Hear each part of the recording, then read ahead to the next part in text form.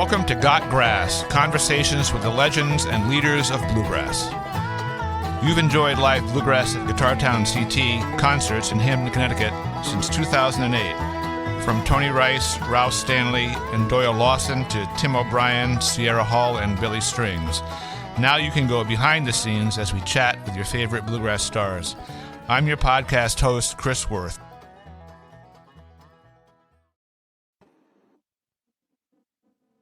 So I'm very happy to welcome Wyatt Ellis to Got Grass. Welcome, Wyatt. Hey. Glad to have you on. I'm glad to be here. So a non-musical question to start with, but when you have a day off with nothing to do, which may not be too often these days, what do you like to do? If you're not playing the mandolin or recording or touring or performing, like where would we find you hanging out on a day off? You'll probably find me in the woods. I'm doing some sort of fishing or something outside. Yeah. Do you get much time to do that these days, or I assume you're pretty busy with your work and school and everything else? I find time whenever I can, pretty much. Yeah. What do you fish for? Largemouth bass, or what do you like to fish for? Yeah, I fish for bass. I have a bass boat and I do a lot of bass fishing, but I also enjoy going fly fishing up in the mountains. Nice. So I understand from your publicist that you were recently in Nashville doing some song co-writing. Is that true? Oh, yeah. We're actually on the road headed back home from there right now. Oh. So can you explain how that works? I know a lot of people in bluegrass and country music like to co-write. In fact, I think most people do these days. So do you just go down there and go into a room with somebody that do you have to hire them to like do this? Is it like a paid thing? Oh, no. It's we just get together. You just get together. I see. So you get together in a room and then start throwing ideas around Exactly. And so how often does a song come out of that collaboration that you can actually use? Is it more than normal? You think, actually? I've been writing with some very talented writers, and I've learned a lot. But I think you really learn from who you're around, and a lot of times we do come out with great songs. Come out with one yesterday? We did, yeah. We came up with a pretty good one. Really? Do you have a title? Do you have a name for it yet, or you have to keep that stuff secret? You're still working on it? I'm going to keep that secret for now. I don't blame you. So you're writing songs that you're going to sing. They're not just instrumental stuff. You're writing actually songs with lyrics you're going to sing maybe on an album or something, or perform? Yes. Yeah. I'm open for anything. I've been writing just about everything. Do you have a favorite? Like, that's not fair to ask. A favorite co-writer? Do you have a certain style when you guys get together? Do you just bring your mandolin and someone's got a guitar and you start like playing little things and someone says, "Oh, that sounds cool," or do you have something already written down that you want to try, or how does that work? Or is it different? It happens just about any way you could imagine. It's just different every time, and I mean, I'm always trying to find something that sounds old, something that sounds like it could have been around for 50 years, and that's the stuff that I love. Yeah. So I guess among young players, you're somewhat unique in that you still love that classic bluegrass sound, even with new material that you write. You love that stuff. Yeah. I was talking to on my podcast once, John Weisberger, who's written a lot of pretty cool songs. And he said that when he writes, whoever he writes with usually comes up with the idea and he kind of like edits it. He says, "I'm not really the original idea guy, but I'm really good at organizing other people's ideas." Do you find yourself like you have an idea and then they kind of like help you put it into? I do a little bit of both. I come with an idea sometimes, and other times, I really enjoy like kind of working off of somebody else's idea and helping them put it together. Mm-hmm.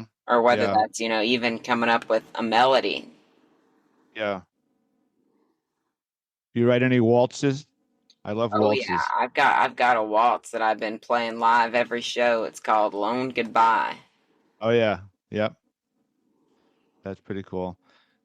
I know you also got back from IBMA pretty recently in Chattanooga. Any particular highlight there for you? I know it's a whirlwind. I only went once when it was in Nashville, and just as a fan, and it was pretty like there was something going on every second, on every corner, in every room. It Oh was yeah. kind of hard to even keep up with it all, with so many people playing and talking and demonstrating, and it was just was it like that for you, like a whirlwind of activity, or It was a whirlwind. Yes, I mean, heck, I can't even remember what all happened. okay? Well, that's a good answer. Yeah.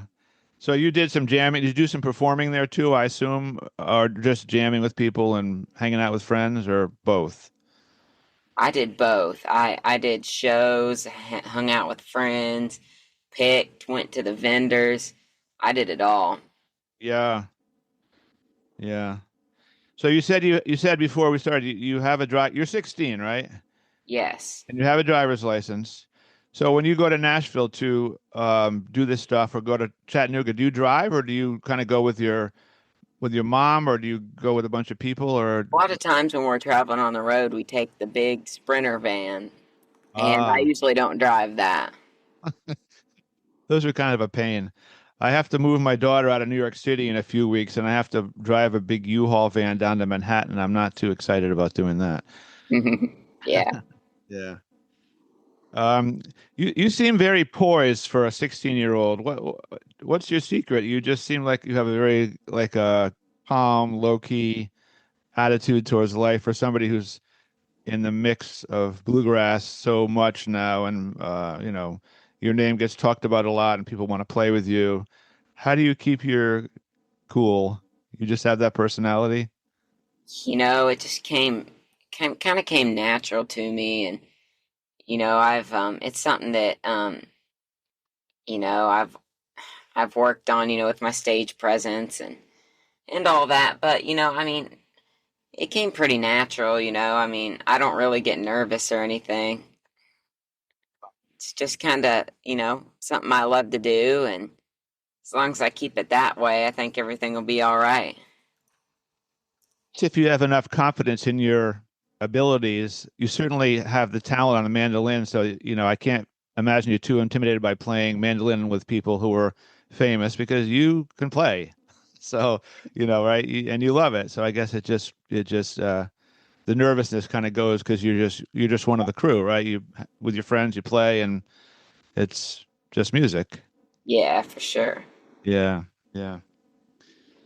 I was Is there anything that really cracks you up and makes you laugh? I personally am a big fan of the newspaper comics, and there's one in particular called Dustin. I don't know if you see Dustin, but it's about a kind of a teenage boy that lives with his parents and can never really get anything done. He can't hold a job, can't pick up a girlfriend. He just kind of like anything that cracks you up that way that you watch regularly, or like a podcast or a blog or TV show or something that really like gets you laughing hard that you could think No, of? That's a tough question to think of, I know. it's like TV shows go, it's hard to beat the good old ones, like the Beverly Hillbillies and all that stuff. That stuff's funny. I love old TV, old shows and stuff like that. I just pretty much like anything old. You're kind of an old soul in a new package, right? You kind of like, Yeah, yeah, exactly. yeah, interesting. Um, most of the people I talk to on my podcast say that they didn't really choose music so much as music kind of chose them. They played it. They didn't really think about it. They just got into it and played it and never looked back. Would you say that's true of you? Like you just kind of music was always going to be your passion or focus in life, kind of, or Yeah, I think so. I just kind of fell in love with it and haven't stopped. And yeah. I don't think I ever will. It's just one of those things that becomes a way of life.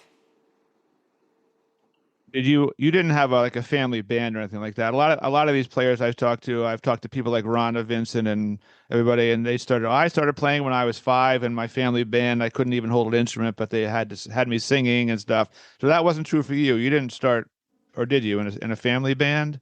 I did not. Yeah, nobody in my family um, played anything. It's just something that I found. And Wow.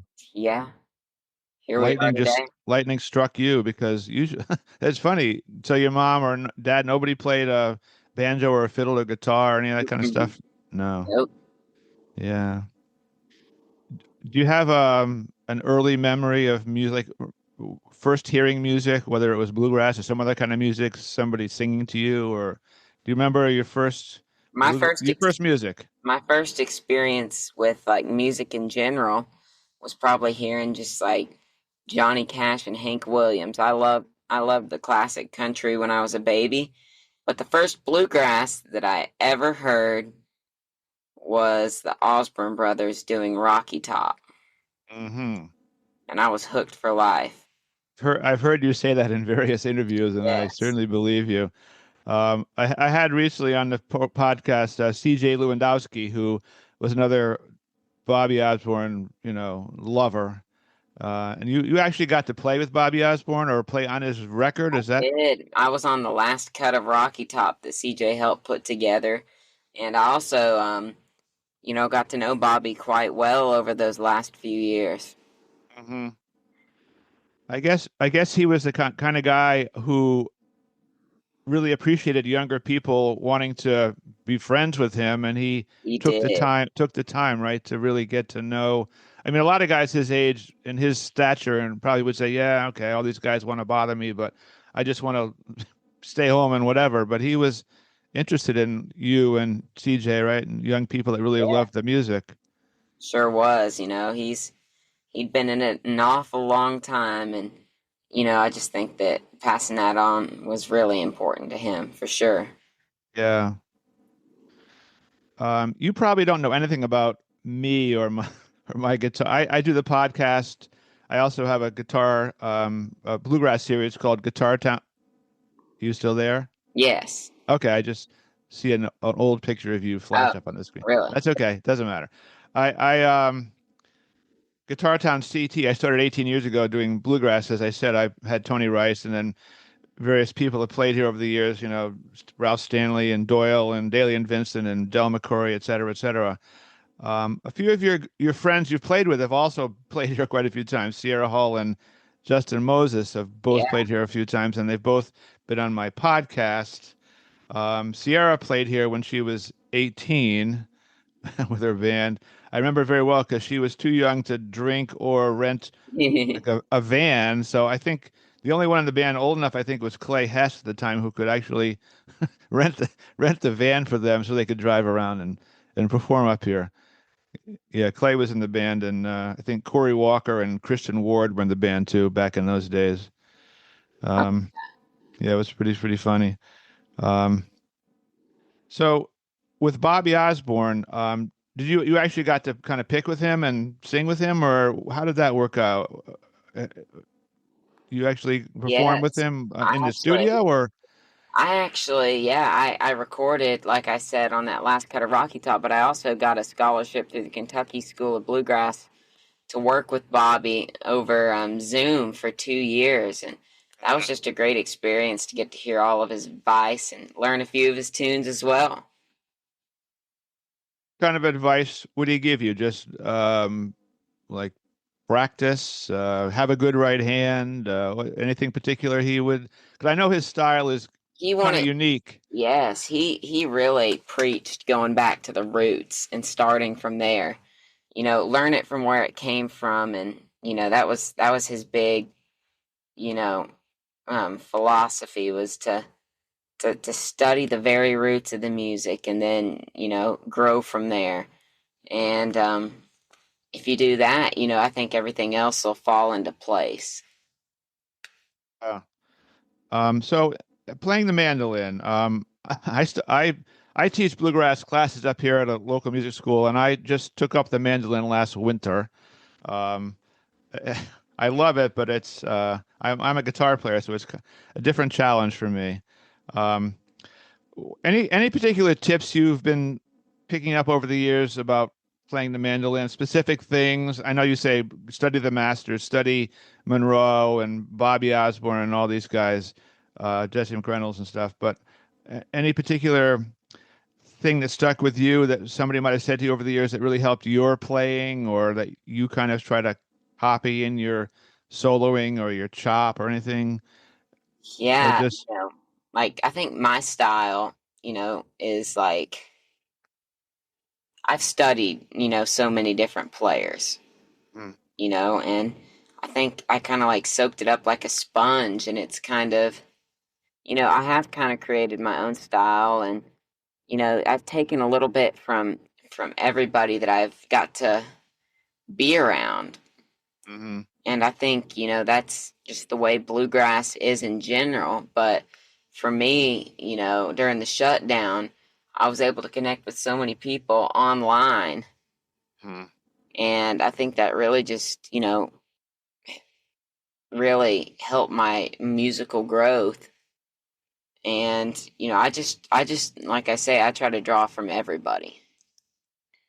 feel like you're still you probably are developing your own style. I mean, so I can tell from your playing, you've learned a lot of stuff from every player, and you constantly do, but then you have to kind of turn that into your own style, which I think you Exactly. have. For a 16-year-old, you have a unique sound. I hear you playing. I know it's you, but is that something you work on a lot, like trying to Well, come yeah. up with? Like when I've studied so much of the music. Your own style just kind of happens naturally, Okay. and I think no matter who you are, what instrument you play, how old you are, your style is always developing. Yeah. A good musician, their style, it um, never quits developing and never quits evolving. And I think Mhm. that's something that's so beautiful about music. That's a good point. As I asked the question, I realized, and you answered it, that your style is you, and you don't necessarily have to invent your style. It's just the way you play based on everything you know and what you've heard, but it comes through your fingers, and it's not like you're consciously inventing yourself as you go along. You're just playing as you play, right? But it just is you because that's how you play. Exactly. Yeah. That's a good way of looking at it. I For a change because he said he didn't. Oh, sorry. Hold on. That's okay.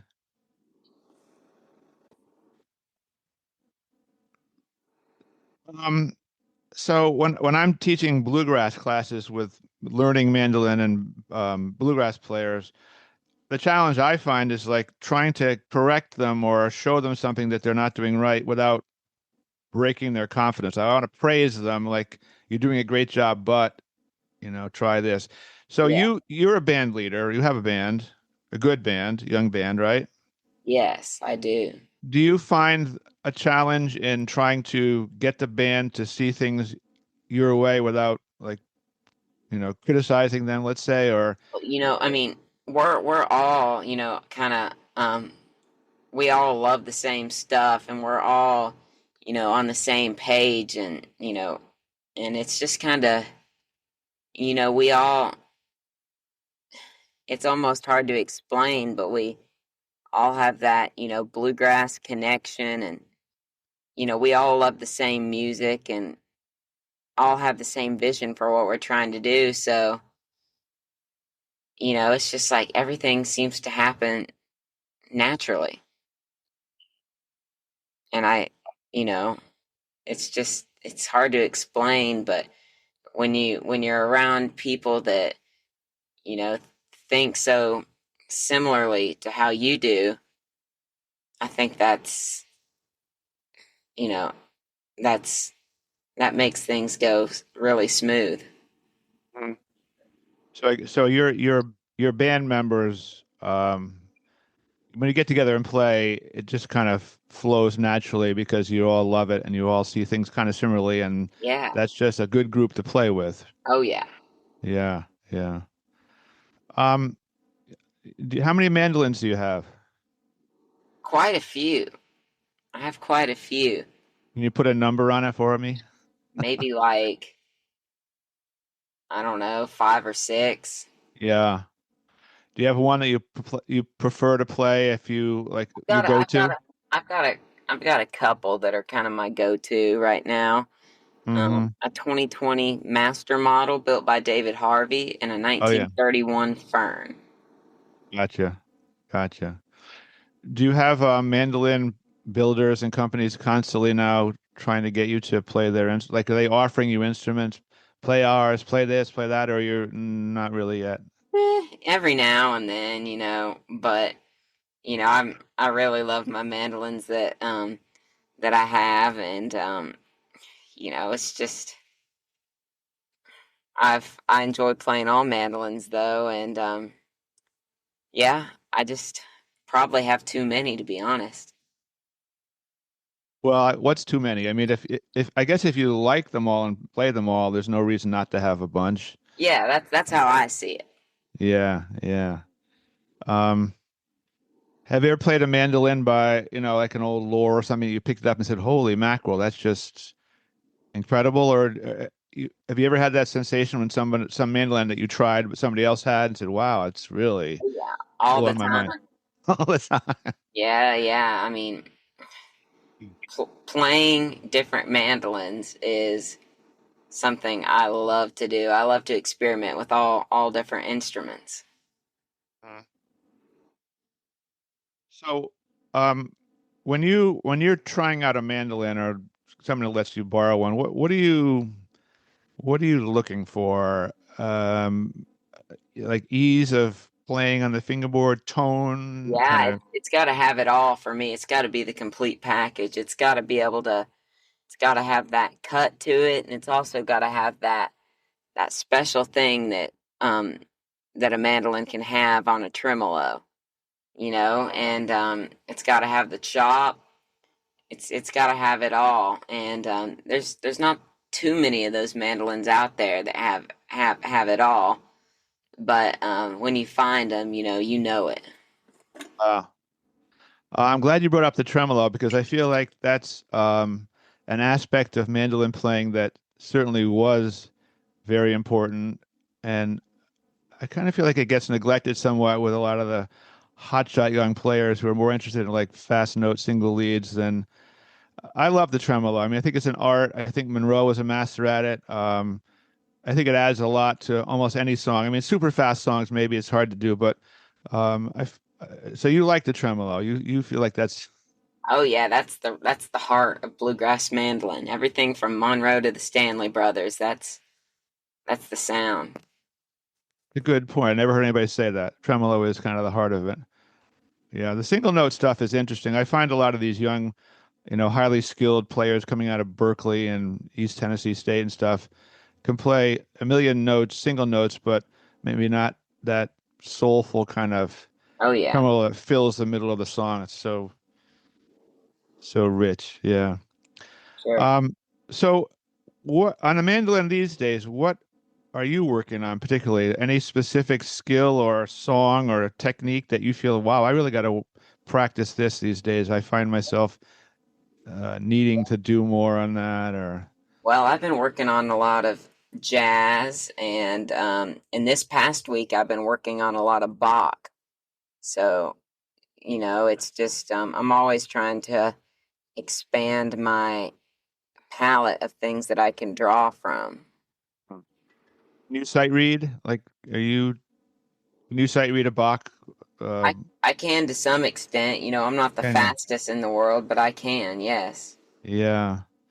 So maybe you and Thiele will do a Bach duet album. I know he just put out a Bach mandolin record. Hey, I would enjoy that. I'm sure that would be cool and unique. Yes. Yeah. Um, let's talk about one thing about which I find challenging is tuning a mandolin, especially the A string. Do you find like the A string is the toughest one to get in tune on a mandolin, or is that Hey, just it just depends on the day and the mandolin. Any of them can go out at any time, and that's just something that comes with it. yeah. If you're playing and you hear it out of tune, will you kind of stop and try to tune while you're going along or If performing, or I you? can, yeah, if I'm not in the Yeah, middle of a solo, I'll try. yeah, yeah. When you tune, do you use a tuner for like tune the D string, for example, to the tuner, and then tune the rest of the mandolin to the D string kind of thing, or do you use the tuner for everything? I typically like to tune by ear, and Okay. if I can get one string in tune with a tuner, Hmm. and get the rest in tune with that, I'll be doing pretty good. I always remember Tony Rice with his tuning fork. He would get Oh his A yeah. string, and that was it. He would never use a tuner. He'd get the A string right, and then he would just tune, and his ear was perfect. And I've That's never usually ever how I heard like him. to do it. I never ever heard Tony Rice play anything that was at all out of tune. Everything is, I mean, he just had the ear. So you Oh yeah, like to do it that way. I do. Use your ear to get it right. Yeah, Oh yeah, yeah. that's the only, your ears really, you can tune with an electric tuner, but it's never going to be dead on. You can Hmm. you can get what you want to hear tuning by ear. Right, right.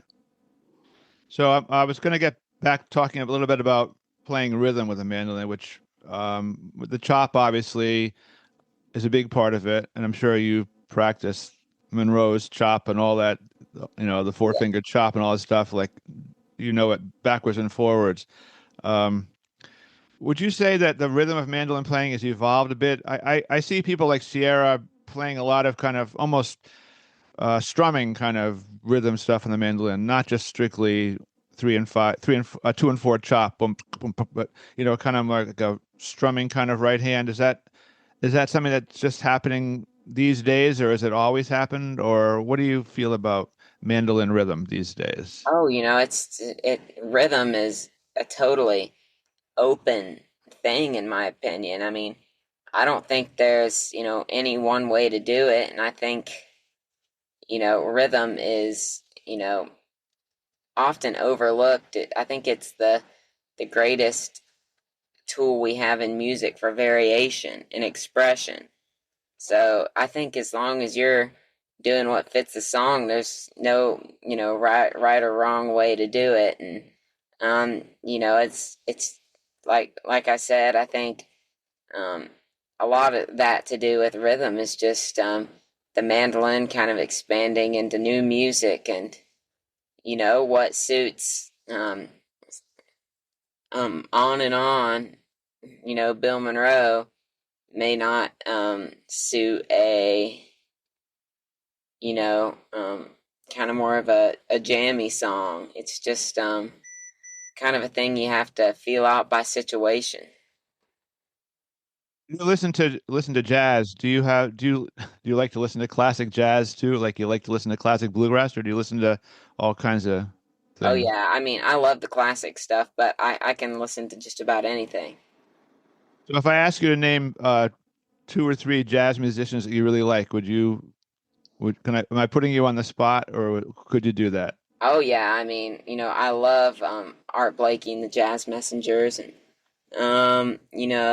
I mean, Coltrane, of course. I love all the classic stuff, as you could probably imagine, Yeah. and there's just so many. Sonny Rollins, dang, I could just go on and on. I love all of it. Yeah. Do you have a favorite jazz? I mean, I personally, I grew up listening to swing jazz. My mom was a good piano player, played stride music and swing and also classical. And I grew up listening to Benny Goodman and Teddy Wilson on piano. But my personal jazz favorite was always Oscar Peterson. I Oh just yeah, love I mean, I don't think anybody could really swing the piano like he could. And I found out Tony Rice good loved him stuff. too. So we had nice conversations about Oscar Peterson when he was here. Any particular one that you would say that was my jazz hero? For me, I mean, I listen to. It's just so hard. Yeah. I Okay, mean, that's fair enough. I'm not going to pin you down to one. I know you like all kinds of music, I and do. it's I hard have to. a hard time picking one.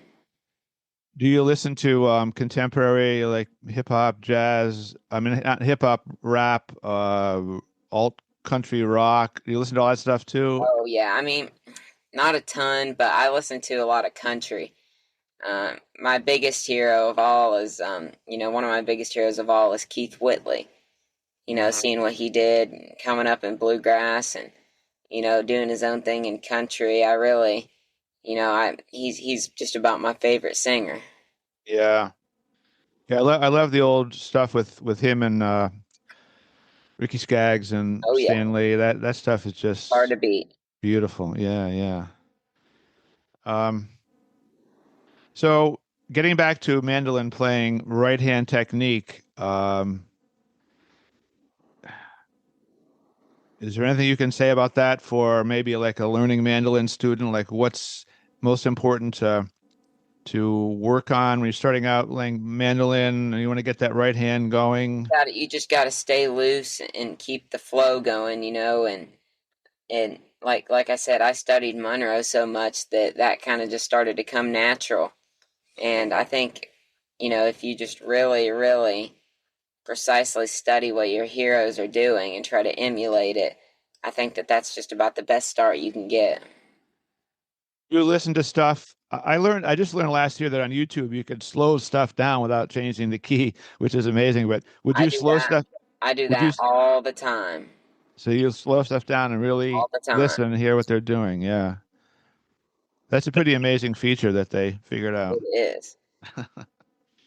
Did anybody ever give you any good advice about the music business? I've heard people say don't expect to make money in it, or watch out for this, or especially the older people I've talked to who lived through times when bluegrass wasn't quite so what's the word? It was a little trickier to make a living in it. A lot of people had other jobs, and promoters wouldn't pay them, and blah blah blah. Any good music business advice you ever got, or are you still kind of figuring all that out?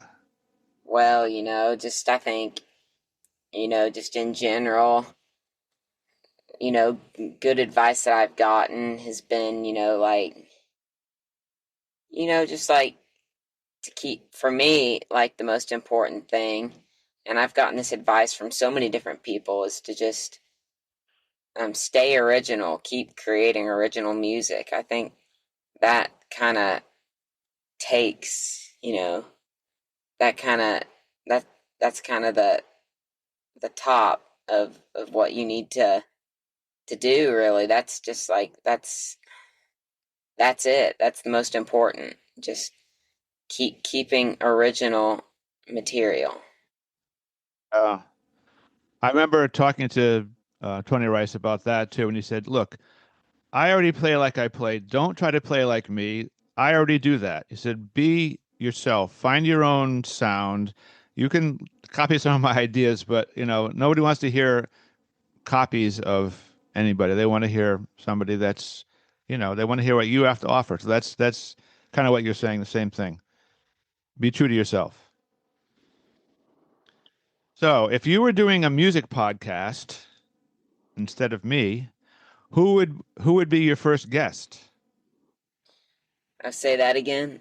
If you were doing your own music podcast, Hmm. like I'm doing here, and it was called the Wyatt Ellis Show, who would be your first? Who would you want to have on to start off your podcast series? I like to put you on the spot here. That's a good question. Yeah. I'd have to get one of my favorite mandolin players on, whether that would be Ronnie McCurry or Chris Thiele. I would just have to get one of those guys, one of my favorite mandolin players. Um, but it's I would have a tough time choosing between which one. But I would I would just get I would just start off by getting all my mandolin heroes. I'd get that's a that's such a hard question. Yeah. Well, it's funny. I struggle with that too because there's so many great musicians out there, and it's tough for me to, pick and choose. I don't want to do too many. I want to, have different instruments and different ages, and it's hard to find like who would be your ultimate choice. So let's say you have this is probably an impossible question too. Let's say you had Ronnie McCory on. Okay, so what would be the first thing you would ask him? I, I don't know. I know what to ask you because I don't know you, and I know, I'm learning from you, but you studied him, probably played with him. What the heck would you ask somebody like that, or Chris Thiele? Man, I wouldn't even know where to start because like I would just start with a conversation about the mandolin and what they've been up to, what they studied when they were oh, sorry, car was talking, but I would just kind of pick their brain about their journey and what they worked on. Uh, if you could have sat down in history and played music with any musician, like you could sit on the couch and grab somebody from the history of music to just sit down and play for an hour with by yourself. Is, is there anybody that you? I mean, I know you played with Bobby Osborne, so he's probably out of the picture because you played with him. But anybody else you would have liked to sit down and just pick a few songs with? Keith Whitley. Keith Whitley. Yes, no Yeah, doubt. yeah, yeah. That was one of the many tragic lives in bluegrass and country music was his. You know, Yes, sad, sad. for sure. This is another funny question, but I ask everyone the same question. And you're only 16, but looking back at your musical life, is there anything you would have done differently? And that probably seems like a dumb question to ask a 16-year-old. You know, But I don't think so. I think um, I've I've been doing what I've meant to be doing, and I wouldn't change a thing. It's just a journey, and I'm along for the ride. yeah. What's on your so-called bucket list for the next year or so? You have any particular? I know you're probably working on another record. Yeah, I mean, for me, the most satisfying thing is writing original music, and I think as long as I'm getting the songs, I think everything else is gonna fall right into place. Do you think down the road like what you might be doing in say 5 years, or do you just kind of live life as it happens? I just live it as it happens. Yeah, that's There's hardly any other way to do it in this business. I guess you're right. You never know what's going to be happening next week or next month, right? Exactly. So the band you have, how did you guys get together? Was it just people that you knew and liked and just decided to form a band, basically? I'll say that again. The band that you tour with, your Yeah. band, how did you get together? Was it just a bunch of people that just you knew and liked to play with and just said, "Hey, Yeah, we're gonna I have a..." mean they're all folks from my area pretty much, and they're the best, and we just kind of gravitated together, and we all love the same thing, so it just kind of ended up the way it ended up, and couldn't be happier. Yeah. Do you have any plans to come up to New England? I'd I'd love love to. to, I love Yeah. it up there, and I'm sure we'll make our way up there within the next little bit. Have you been here before? Been to Connecticut before? I've never been to Connecticut, but I've been up in the Northeast a good bit. You have? Yeah. Well, I hope you at some point decide to come up here with your band, Yeah, and that'd be fun. I'd love to. Fun to hear you. Are there any question, anything you want to talk about that I haven't asked you? Because I've been asking you all these putting you on the spot questions. Anything you'd like to say about your record or your playing or your anything that I didn't cover? You want to put anything out there or I don't think so. I think we've covered all the bases.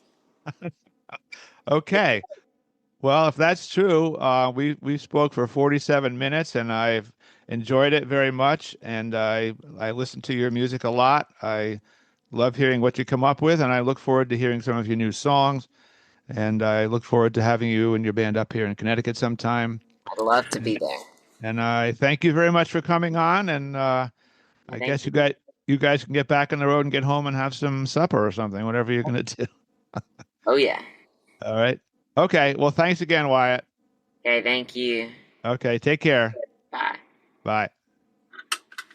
I hope you enjoyed our podcast, and thanks for listening. Visit our website, guitartownct.com, for concert and podcast schedules, or just to send us a message. We'd love to hear from you.